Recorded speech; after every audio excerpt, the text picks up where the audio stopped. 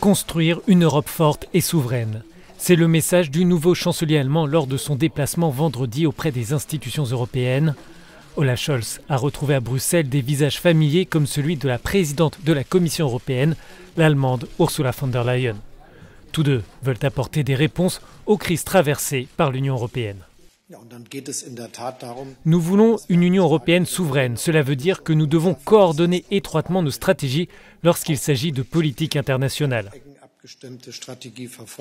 La grande ambition, c'est d'assurer une défense et une sécurité efficaces et que n'importe quelle menace contre un État membre ne peut pas être tolérée. Nous sommes évidemment inquiets par ce qui se passe le long de la frontière entre l'Ukraine et la Russie.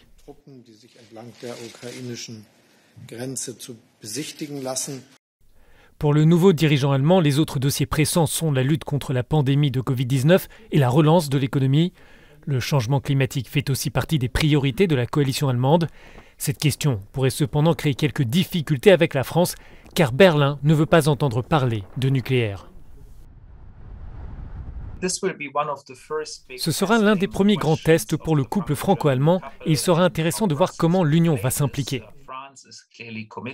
La France est clairement en faveur du nucléaire et estime que cette énergie n'émet pas de gaz à effet de serre, ce qui est objectivement vrai, et donc cela devrait être considéré comme une énergie propre.